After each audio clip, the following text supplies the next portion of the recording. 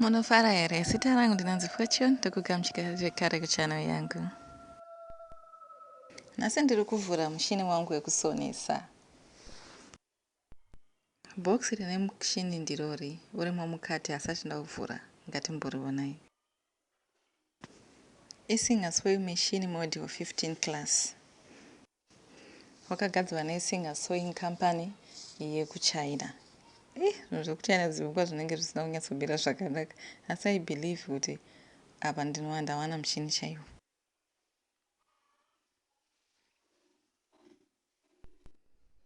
Tabvisa masiyo epamusoro, taakubvisa siyo yekupedzisira kuti tikwanise kuona mushini wedu our big review. Musikana wangu mudiki ndiye ari kuvhura box.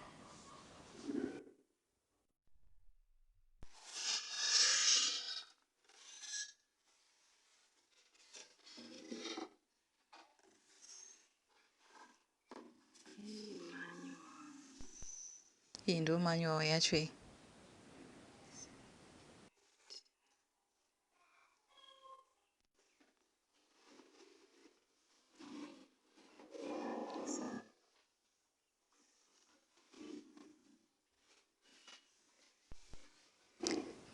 Cover yacho yakanaka zvakuti.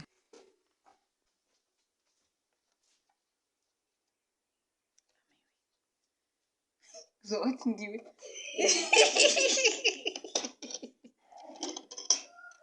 Azogona at last.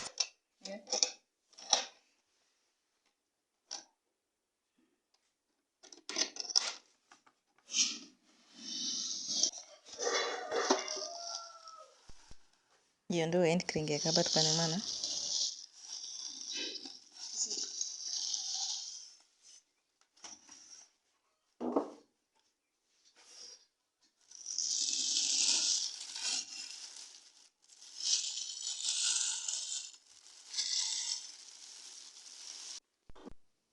And this is our machine, a brand new sewing machine.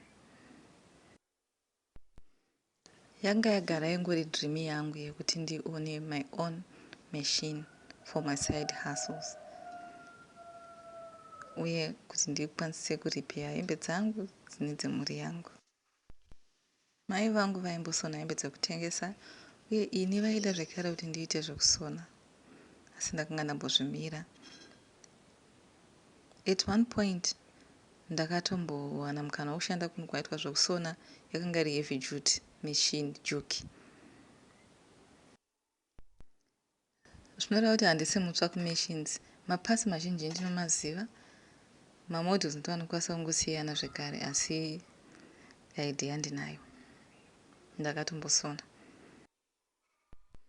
Uyu ndiye musikana munyowani akajoina amba medu. Mapatsi ake akanaka. Achiri matsva ese. Ende uvimba kuti akasimba zvisingaite.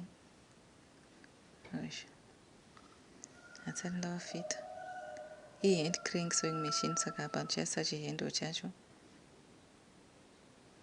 Apa ndepe bobbin. Aiwa wakanaka mushini. The funny part of it ndeyekuti ndava nenguva ndakautenga. Ndakanga ndakangouchengeta. Sindoona kuti unosvika pakutoita kunge uchafa. Ndakangouchengeta. Saka iye zvinezvi zvichangida this year ndaona kuti hazvibatsiri kuti ndirambe ndakangochengeta machine.